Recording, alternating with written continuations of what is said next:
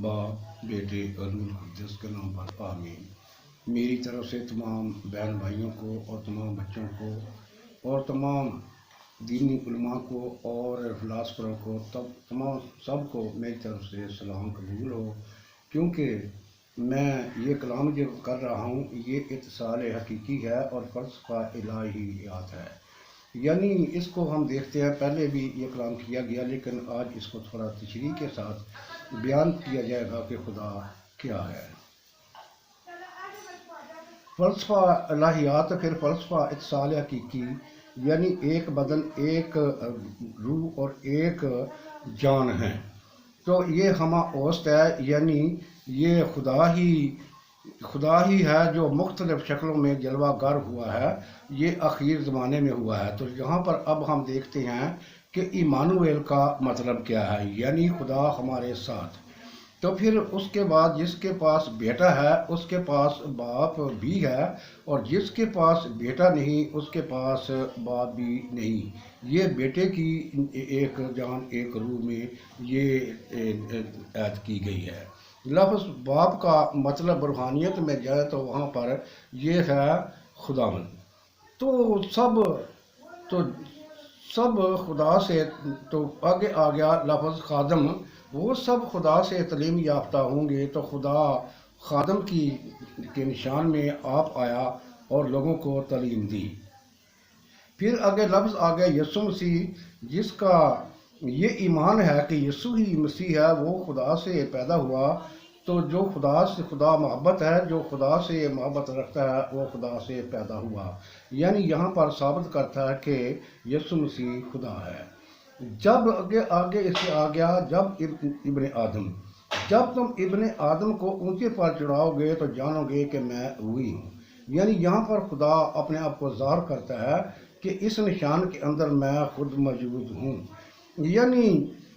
یعنی خود خدا خود ہے۔ آگے اس کے آ گیا ہمہ اوست، یعنی تمام چیزیں خدا ہی میں جلوہ گر ہیں۔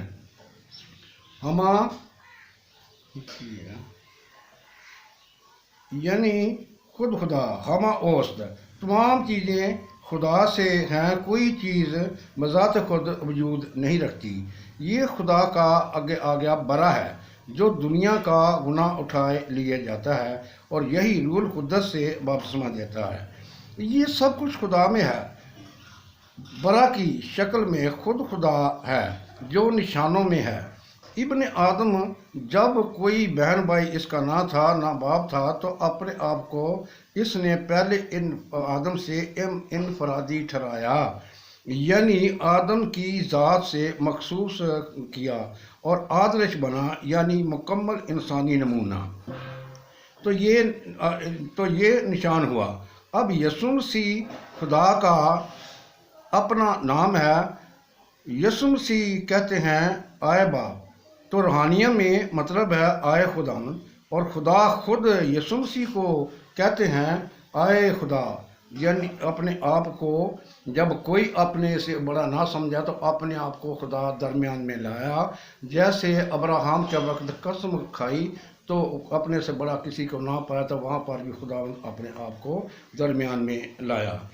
تو یہی ہیں، اور اب آگے ہم دیکھتے ہیں کہ خدا سمندر ہے، سب چیزیں اس کی محتاج ہیں، خدا کسی کا محتاج نہیں بلکہ یہ بقائے دوام ہے، یعنی خود بھی زندہ رہے اور دوسروں کو بھی زندہ رکھے۔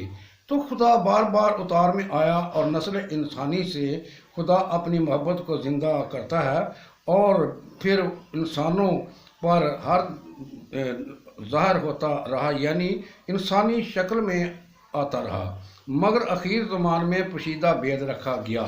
اس کا مطلب آگے جا کر آپ کو بیان کیا جائے گا۔ اس کے بعد دیکھیں یہ کہ کون سا گناہ تھا جو پشت در پشت پھیلتا گیا، وہ خدا، اور خدا ان شکلوں میں کیوں آیا، بڑا بید ہے، یہ آپ کے سامنے بعد میں ظاہر کیا جائے گا اس اگلے والیم میں، کیونکہ یہاں پر وقت بہت تھوڑا ہے اور یہ سب آپ کو اشارے دیے گئے ہیں۔ جب آپ کلام مقدس میں ان کی تلاوت کریں گے تو آپ پر یہ بھید جو ہے یہ ظاہر ہو جائے گا کہ یہ کیا ہے۔ آمین۔